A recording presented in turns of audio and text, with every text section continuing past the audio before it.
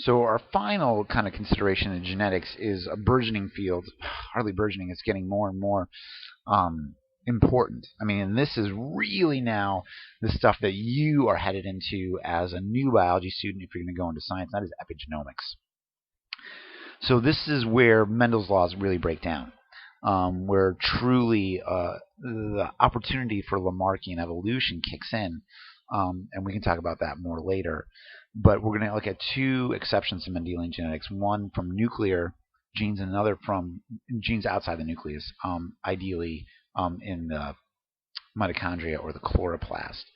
So genomic imprinting is the big thing. And this is where you are silencing a gene, controlling the function of a gene by modifying it without a mutation. Right? So I'm not changing any sequence, I'm not mutating a promoter, but I'm going to shut down a gene by stamping it with methyl groups. And so this field of studying gene methylation is very, very big, and we think that it has a huge influence on genome-wide gene expression, and that's important. Now, let's just take a simple example and see how this could impact something.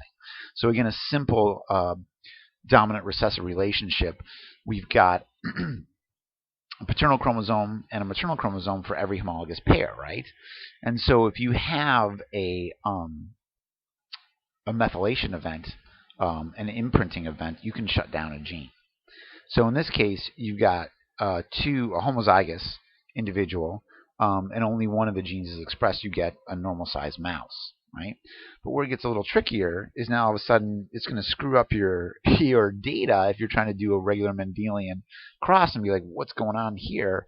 If you've got now a normal-sized mouse, right, where the normal gene, the normal allele is expressed, and the mutant allele is not expressed, you're like, okay, well, it's a heterozygote, and the normal allele is dominant. That's fine, right? But now you got a same heterozygous individual, but they're dwarf, right? They're smaller, because in this case, the mutant allele is expressed, but the normal gene has been shut down because it was maternally inherited.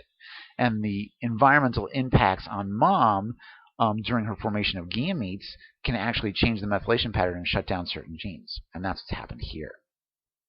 So again, methylation, or the adding of that CH3 group onto DNA, is, in this case, genomic imprinting is thought to affect only a small fraction of mammalian genes. But the data suggests that this might be much, much more far-reaching than that. So we call this epigenomics. It's above and beyond genomics. It's beyond the laws of Mendel. Now, the other thing that we need to think about is extranuclear genes. Right? So these are genes that we find in the mitochondria and chloroplasts. They can affect certain human diseases. There's not a whole lot of genes. This is the mitochondrial genome. And so you have a couple dozen genes in there, not a whole lot of things going on. A chloroplast has typically between 100 and 200 genes, depending on the species of plant. Considering that you have somewhere between 20 and 25,000 genes total, there's not a whole lot going on there. Plants can have anywhere from, the same number of genes as us to, 4 times, 5 times the number of genes that we do. So it's a small percentage, but it is still a gene that can be affected, and it can affect the function of a crucial organelle, and that can be a problem. So in this case, some defects in mitochondrial genes prevent cells that make enough ATP, and so that can result in diseases that affect your muscular or your nervous system.